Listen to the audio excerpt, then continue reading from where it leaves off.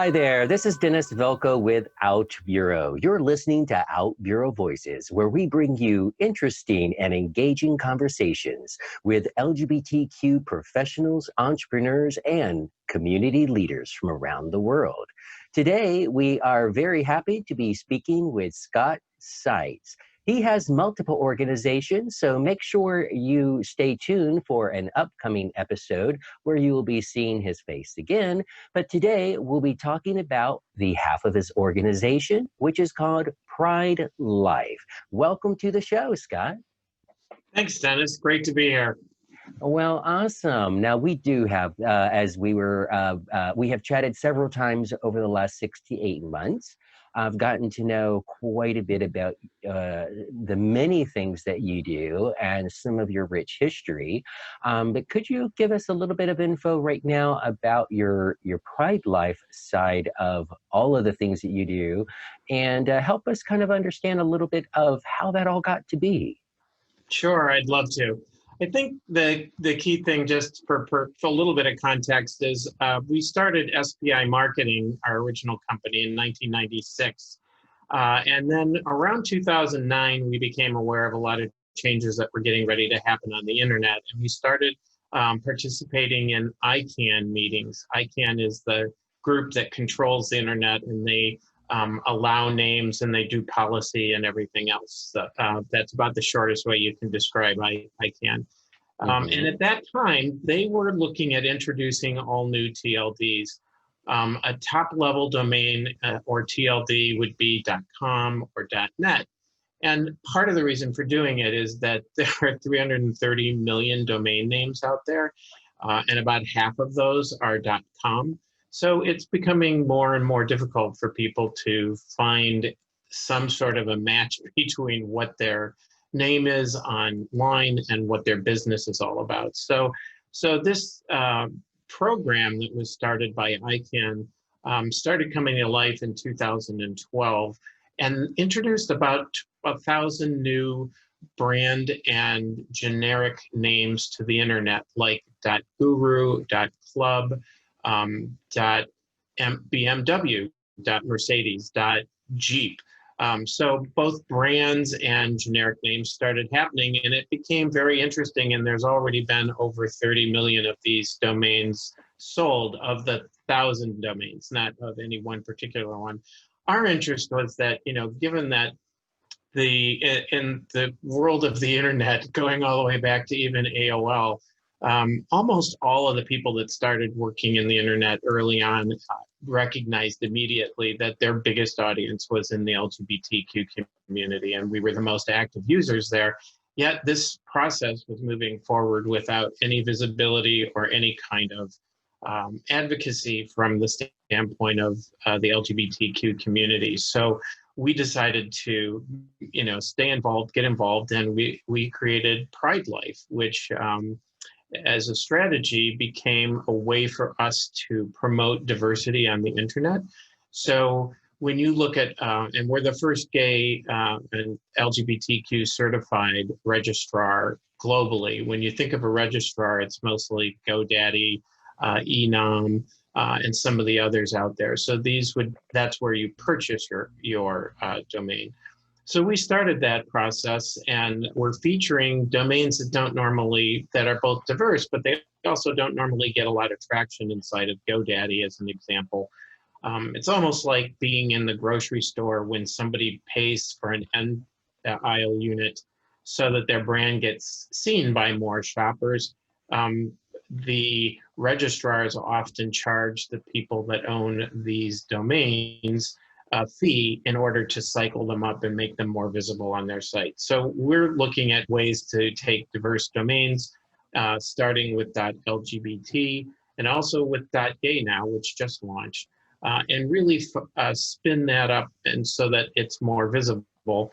And then I think the other goal that we have is to really not stop there. I mean, when you look at a lot of this stuff, you're dealing with people who really are just selling you internet real estate. We want to make this a community online. We want to continue to build community online. So we're looking at ways to make these websites and Pride Life as an organization to build your own visibility and build your business and your organization as well. Okay. And so from our past conversations, I recall that Pride Life, if I'm not mistaken, is the quote unquote owner of .lgbt. Is that So correct? Or are you more of kind of the marketing arm of these domain that's a really extensions? good question. So the way the internet sort of works is that ICANN owns the internet. You get an evergreen lease to be a registry of one of those names. So .lgbt, .gay, .com, .net, all of those are owned by a company. We actually tried to have a community standing, but it was denied by ICANN, and so we've found this new and better way to kind of go after what we were trying to accomplish. So anyway, we are a registrar. We're not the owner, but what we've done very differently is we work closely with the owners of both .lgbt affiliates as well as .gay top level design to create programming that's more helpful for the community. Okay. And so are these, I kind of like from a pure business, perspective, I could Sure. see where, a .com is kind of anybody, right?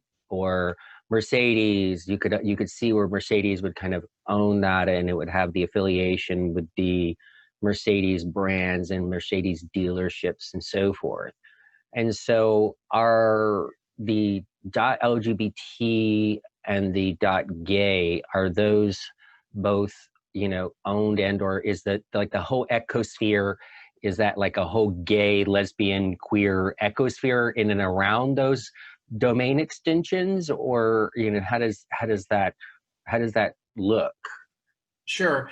Well, there is no, actually, because this did not get a community standing inside of ICANN, there is no community filter on this.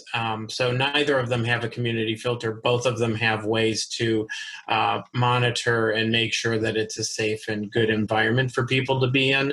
And they're going beyond the norm to do so. But it is open to more than just the community. I think the key difference that we try to do with Pride Life as well is we're focusing in on bringing registrations in from the community and doing things to build visibility and to build traffic for the community. So inside of the Pride Life environment, we feel like we're probably going to be more like 90% community and ally. Oh, okay. And then you mentioned a company name or two in there when you were talking about, so you're the registrar, Mm-hmm. kind of like the GoDaddy.com or domain.com. Yeah. Okay, is that right? And then you mentioned, was it top level design or something? There's two.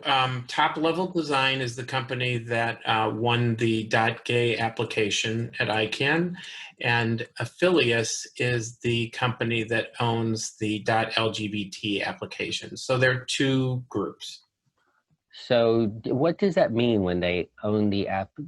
So they essentially own that extension? Is that how that is so like if I go to PrideLife.com and register OutBüro.gay, Mm-hmm. so kind of so is all the money staying in a gay world, or is that part of, so who owns those companies, I guess, is what I'm asking. Sure. Well, they're both available on Wikipedia and on the internet, but Affilius is a very large international company. They actually control multiple domains. So what's interesting for people to note is that .com is owned by VeriSign, which you may know as the company that does a lot of the security on websites and certifications, et cetera. So these are all owned by other companies. All of the domains are. So in the case of Affilius, they also own things like .info. They own they manage .net. They own and manage a lot of domains, and some of the diverse domains that we work with, like .info, but also .black, .uno, .kim, .pink, as well as .lgbt are names that we work with in our diverse portfolio that we're playing with. And then with Top Level Design, he's also an independent company with other domains like .wiki, .inc, as well as .gay. Okay. So they own and operate. So the registry, like Top Level Design and also affiliates, own the the property. So ICANN gets, when you go and buy from a registrar a domain, there's a small fee that goes to ICANN. There's the balance of that fee. There's a small fee. There's a fee that goes to affiliates or Top Level Design, and then there's a fee that goes to the registrar. So that it's really a kind of the process is not as straightforward as you're just buying it and they're collecting the money. It's there are a lot of fees associated, and that's controlled by ICANN to make sure that the people that are connecting you into the internet follow all the protocol and don't shut the internet down. Yeah, gotcha. Which right. would be there's a commission split correct. Yeah. between the various organizations, the governing body, the actual owner, and then the marketing arm, so to speak, or the... That's really the way to look at it. Yeah, that's really the way to look at it, because what happens is the owner, actually, the interesting part about being the registrar as well is that your names are allowed when you purchase from any registrar, your names are being kept in that registrar. So GoDaddy, Enum, Pork Bun, and PrideLife all have a list of all the names for for the folks that are buying domains from them, and they're allowed to market to you or reach out to you and remind you that your domain's coming up, or that they've got a special on .com or whatever is going on. They are allowed to do that. The owner actually is not allowed to have those names or to use them other than for specific functions, not including marketing. So I think one of the other nice things about this is we're looking at how to keep names secure and what people are doing with names, and then actually being able to create communities within our community where we can start communicating, and we're allowed to communicate with those groups as well. So it's really an opportunity to network people, and to, one of the things we're doing is we're building out LGBT certified businesses that can help you start your business. So there are people who do the back end financing of a credit card type transaction, and there are people who can build a website, or there are people who can just hook you in, and so that you have a much easier experience trying to get a .lgbt or a .gay website up and running. Again, our goal is to drive this back to the community, to build the business back into the community, build awareness back into the community, and actually just, again, keep building on what this is really doing for the larger community.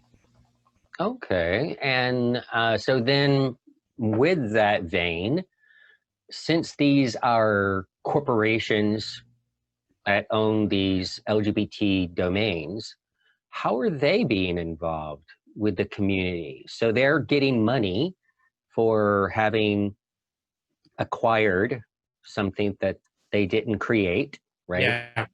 So they bidded or purchased the rights to the .lgbt and the rights to the .gay, but they're not gay. Mm-hmm. So what's in it for them, and what's in it for the LGBT community to go off and support these corporations just because they're waving a rainbow flag? I mean, yeah. What's the real benefit? So I think that's kind of the argument that we had a long time ago when we started this with ICANN. It's sort of like, nobody's going to be the watchdog for your community as much as you are. And so what we're going to be able to do with Pride Life is sort of keep an eye on things. I happen to be very thankful that both Affiliates and Top Level Design are good people, and they've created different give back programs. So there's definitely give back, and there's definitely increased scrutiny on making sure that good things, not bad things, happen on the internet. So, they've got, policy, the .gay organization has a policy checkoff that when you buy your domain, you're automatically signing on to saying you're not going to do anything harmful here. And if you do, you're booted out. So they are doing some very proactive things. I think that's, which I think is great. And I think what's good about what our role inside of this new ecosystem is really, having advocacy and oversight over what everybody's doing. And the reason why I mentioned that too is because that doesn't just stop with the registry that owns the domain. It also goes all the way back to ICANN themselves as they look at their own policies and procedures. There are very conservative forces inside of ICANN, as well as more liberal civil society type sources. And so having a foot in the door there and knowing what kinds of policies are coming up, we've been arguing, for instance, Jamie Baxter, who's working with me, and he's the vice president of marketing at not .gay rather, but at Pride Life. He's been monitoring the ICANN process for looking at community ownership on new top-level designs, top-level domains. And that's really important because the process that ICANN put in place was designed to be very friendly to organizations like NAACP or AARP or other organizations that were considered a community, but they were a community that had a president, a vice president, a board of directors, all those sorts of things to regulate it. So they did not see the gay community, even though we had 250 global organizations with about 16 million members supporting our application. It didn't look like an organization to them. It didn't look like it was representative enough of the community. And, I think there's some of that might be a legitimate concern, but there was a lot of that felt that they were just not knowing of what this community is really like and how we've organized as a result of just needing to be protected, not being able to be out in Azerbaijan. Right. Well, that's an interesting point, and it's actually kind of a bit of a vein that I've had in other conversations with some community leaders, and taking the African American community for an example, and if there are things out there that I'm not aware of, I'm certainly open and always willing to be educated and informed in a constructive feedback manner. But there's really no other community like the LGBT community when it comes to, there is, to my awareness, not a New York City's African American Community Center, Orlando's African American Community Center, Dallas, Texas African American Community Center, but there is LGBT, right? And so, but yes, I know in that particular thing in Fort Lauderdale is the Centerlink, which organizes all of them, but there's so many, because there is the need, there are so many LGBT organizations around the country and around the globe, but the vast majority of them are fractionalized. They're not really part of a larger organization. Now, everyone out there, I would like to say with that you all can join OutBüro.com. That's OUTBURO.com. You can register your organization as well as create a group. Ta-da! So I got to get a group going now, though. which is part of my goal. Yeah, that's awesome. So because there is that fractionalization, and there is no way for us to go out and just Exactly. immediately, create one message and inform everyone. There isn't. There are No. some really large organizations that you can go to, but that was one of my small goals in creating OutBüro, is having a site which is engaging. You can list your company. So a small organization of 2 to 3 or 10 people can have their nonprofit or for-profit organization listed. It can get reviews from your constituent members and so forth, and very nominal cost. And yes, I give a discount to nonprofits who prove that they are a nonprofit. But so I can kind of see is that there's the NAACP. Okay, there is the there a similar group. I just can't remember the name off the top of my head, for the Latino community. And I guess kind of one of the almost most similar thing is the senior community, because there are senior centers, Mm-hmm. senior citizen centers around the country. A lot of cities have them, and of course there are specific organizations tailored toward senior care. Plus, but you also then have the AARP. So as a head, so it's very interesting. I'm not surprised that that was an issue for them, because I see that as an issue, and many other LGBT community leaders that I have talked with see that as an issue. And so any and every step we take from our different angles, and hopefully working together to help bridge those gaps. Because as I have been talking to several, for example, just sharing with all of you, I've been in dialogue with several transgender people currently around the United States. Mm-hmm. And they all have their own little organization. Well, they're all an organization of one, Yeah. doing their thing. And I applaud them all for doing their thing. But I've started to talk with a few. It's like, okay, well, you're in Missouri, and you're in LA, and you're in New York, and you're in Orlando, and you're in St. Louis, and you're in Austin, Texas. How about we all have a Zoom call? If you guys don't know each other, how about we all have a Zoom call? You guys get to know each other, put your egos off to the side, realize you all can do more together. We all can do more together to rise the ship than you can on your own. Absolutely. And I think that's really hitting the nail on the head from a standpoint of, if you think back when the internet first started happening in 94, gay people were able for the first time to just find each other globally, not even just locally. And so groups started being formed. And as groups started being formed, and as our own organizations started being formed, things happened, like the centers became Centerlink, and the Gay Media Guild opened up, and other things where they're trying to group stuff and coordinate stuff. But at the Another example, Pride Festivals has totally. a Yeah. global Pride organization. And so And they don't get full representation either. So, right. which is why your example of the transgender organizations that are 1 and 2 people deep is really important, because those are the ones that drop off to the, off to the sidelines, and nobody is necessarily finding ways for them to network, or people are only finding ways for people to network inside of a very specific little space.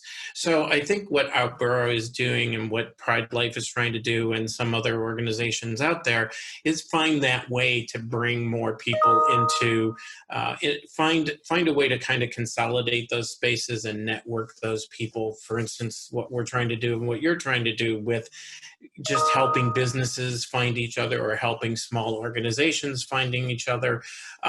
That goes a long way in trying to build this community that doesn't have otherwise, other than ILGA, which is an international organization that was one of the first to sit in the United Nations and represent LGBT concerns.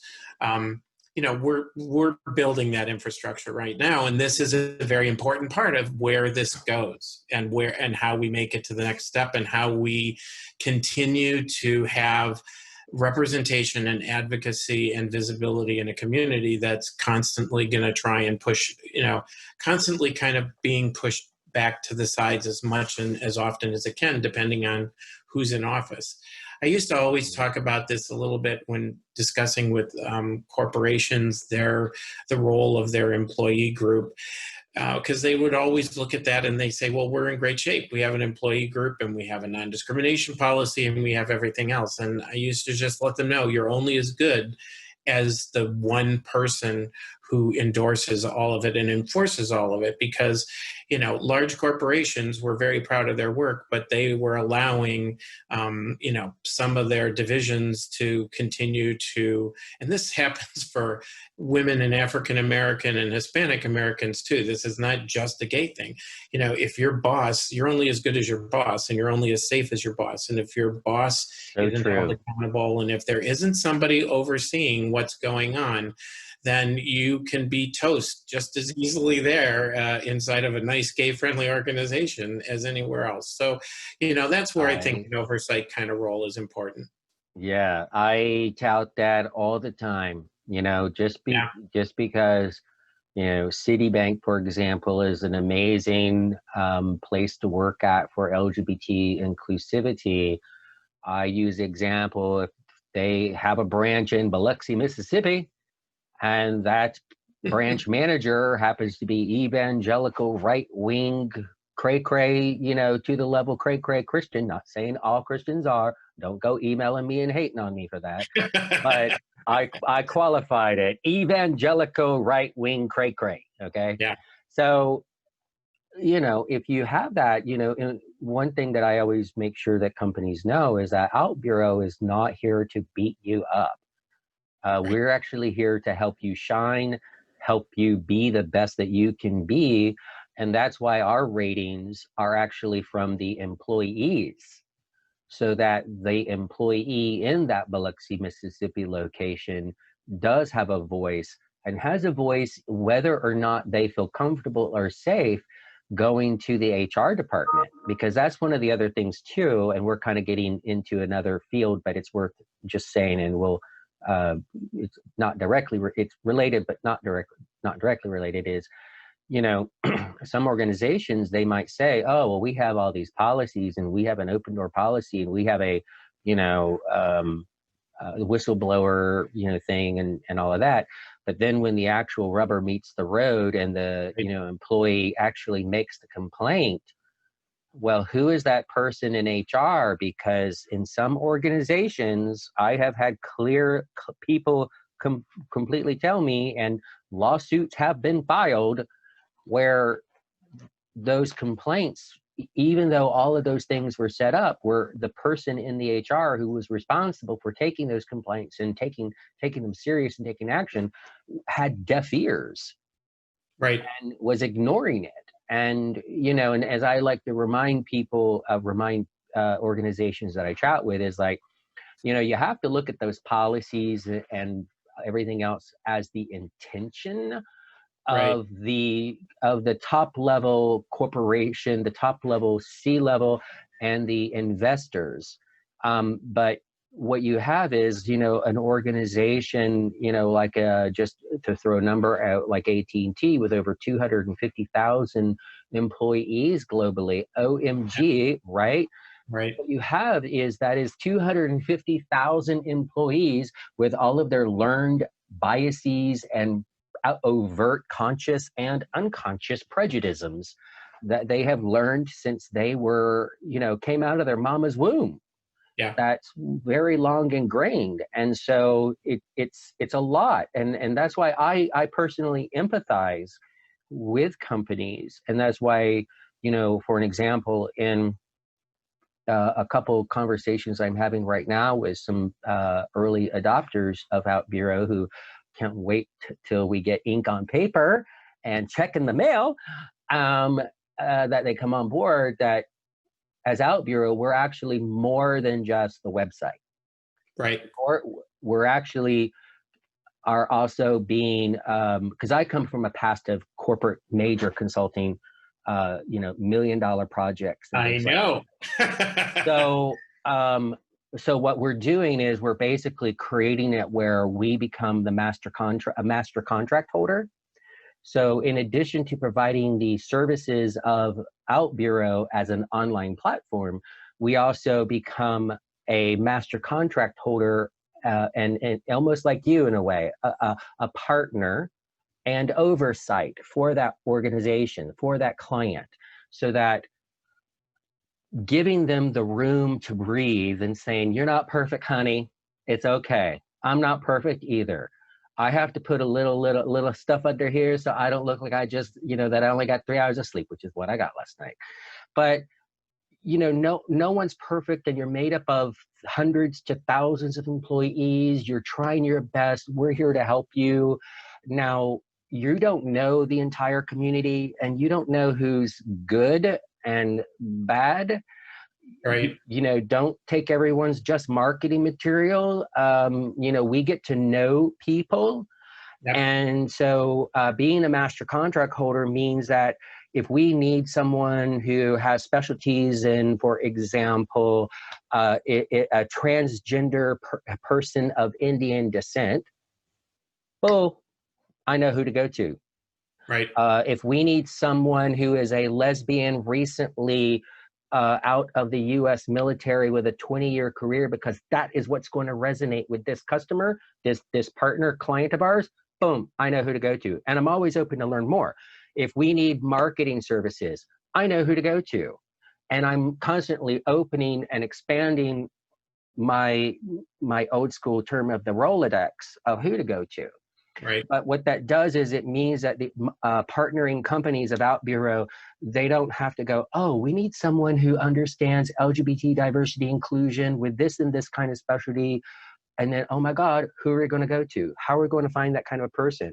Oh, we want to start marketing in in LGBT media. How do we do that, right? We think we want to start participating in Pride. And so there's a lot of logistics in and around being a company and being fully authentic in the LGBT community. And Yep. So what we're doing is, in addition to what you see on the website, is we're offering our partnering companies that ability to be their kind of, not their gatekeeper, but their gateway. So yeah, or providing guardrails, because I think that's considering how broad you're going, and the work that we did for years, similar scenarios where it's like understanding, part of the opportunity OutBüro has is that you, by understanding the community and understanding what a company really needs, you can actually save them money. Because you're not, Thank you. Yes. You save them money because at the end of the day, what happens is all of their diversity stuff. And again, I don't think these traps are just LGBTQIA traps. These are people of color traps and women traps and gender traps. So everybody has this experience where one brand manager is now given these other 10 diverse things they're supposed to do, and they have like 1% of their time to do it in. So yeah, they go to their agency who says they can do LGBT, but they've done one Pride event in 10 years, and they, and they don't know those nuances, and they can't offer anything. So what happens? You spend more than you need to spend because you've got a lot of people who are going through the learning experience and the resource gathering experience that you're talking about and that we've done to identify, negotiate what's important to what you're going to do and what you're going to be able to do. Don't go buy a gold package just because you want to be on the front page of the Pride event that year. buy a gold package and then do all the stuff that's in the gold package, or buy a lower package and do all the stuff that's in the lower package. They don't build out or take advantage of the richness of what's really being offered there. And they also just naively sometimes think that an organization, which, as we've chatted with a second ago, may only be one or two people. And they're like, okay, this is my whole marketing department is going to take this and dump it on you over here. And so you've got to find a way to identify the right people, identify the budget that you want to deal with, and build it out and grow something from it. And I think that's like exactly the kind of resource gathering and intelligence gathering that's going out through OutBüro. Our goal on our side, again, to watch out overall as a watchdog or advocate for the community inside of these organizations, is that one of the hardest things to do is find the company's website or web area that's talking about how LGBT friendly they are, what their hiring practices may be, or what even their ERGs are doing. Because the ERGs with global companies or with national companies are all doing different things. There's not a set plan. Often those are some of the simple things to just pull together. So having del.lgbt is a great way to send things into your LGBT area in your main website. So you're not creating a whole new planet over here, but you are at least directing, or you might be creating something for your ERG. We have Barefoot Bubbly that's done exactly that. We've done with barefoot.lgbt. There's also people like Lambda Legal. So Lambda LGBT is out there. And because there are more websites available inside of a new domain space like .lgbt or .gay, there's 150 million .coms, but there's only 3,000 .lgbts and .gays. So yeah, you're going to be able to find something that you want, and you'll be able to do something with it. So it could be whether that's absolute.lgbt or IBM.lgbt or any of these others. You can direct those into your website, or you can work with your ERGs to feature what's really going on, and that helps, to your point earlier, build the authenticity and help people understand and trust things more. In the piece that we'll talk about later with the research that we've done, these are the areas where everybody's missing. They're not able to strongly develop the uniqueness that differentiates them from everybody else. 20 years ago, AT&T might have been one of the first, or Verizon may have been one of the first into the phone industry, but into LGBT for the phone industry. But now there's 30, 40, 50 different brands in there. So how are you different, and how are you making your story real? And that's what OutBüro does. That's what we did with SPI marketing, but that's also what our goal is with PrideLife, because it's got to have a purpose beyond just selling you real estate. It's also, what are you doing for this community? And so that's what we're trying to do. And with that, we have one of the things that's coming up, I'll just want to mention, because I know we're probably running out of time, but one of the goals we have right now is at post-COVID, we're not post-COVID, but mid-COVID, let's say, we're finding, and most of the research out there is showing, that more and more individuals are starting their own businesses. So this is a really important time for people to be looking at their websites, looking at the services that can be provided, making it simple, easy, and getting it done for you.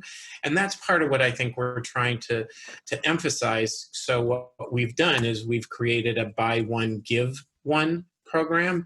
So if you're interested in purchasing, and we're working with some of our founding partners. So we're working with NGLCC, the Gay Chamber. We're working with the International Gay Lesbian Travel Association. We're working with Edge Media, as well as with the folks from the National Gay Media Guild Association, rather. So we have a lot of folks that have supported our work actually for years now. And this is a buy one, give one. So if you go in, and use one of the, if you go to PrideLife.lgbt, you can go in and look at the buy one give one program, and if you're a member of NGLCC, or if you have the codes for that, which I can share with you, you'll not only get 30% off on the website itself, but then you also get a free one. So we're discounted down to about $20.90 for a domain, and then you would get a second one for free. It's an opportunity to, and it's a coupon that you can give to somebody. So it's not like you just get another one for yourself, which you totally can do. But it's also about, like, I know so-and-so down the street is getting ready to start up, and they want to be gay friendly or gay visible, and they want to use a .lgbt domain space or a .gay domain space, depending on what the kind of business that might be. And that's an opportunity to just give that to them, and they get their domain for free. Okay, well, awesome. Well, great notes there to end on for this segment. Thank you so much for sharing that. We had a focused yet broad conversation, which I love. Awesome. Well, Scott, thank you so much for joining us today and talking about PrideLife.lgbt, where anyone who's interested in registering a domain name that is a .lgbt or .gay can go to get that. And as he just shared with you right now, how long is that special going on? That's going on through the end of the year. Okay, through the end of 2020. For those, if you're viewing this at some point, if it's January 2021, sorry, you missed it. But if you are viewing this in 2020 still, head over to PrideLife.lgbt and take advantage of that. And maybe you're like me and already have like OutBüro with about 6 different domain extensions, and just looking to ensure that you capture those additional domain extensions to protect your brand. So that way someone doesn't come along and purchase those behind you if you're not a registered trademark, and now all of a sudden they're contacting you asking for thousands of dollars for something you could have got for just $20, plus be able to give one to a local charity in your area. So again, this is Dennis Velco, and you have been listening to Scott from PrideLife.lgbt. Thank you so much for tuning in, and be sure to hit that subscribe and like button, and find us on your favorite audio app. Thank you so much. Bye-bye. Thank you.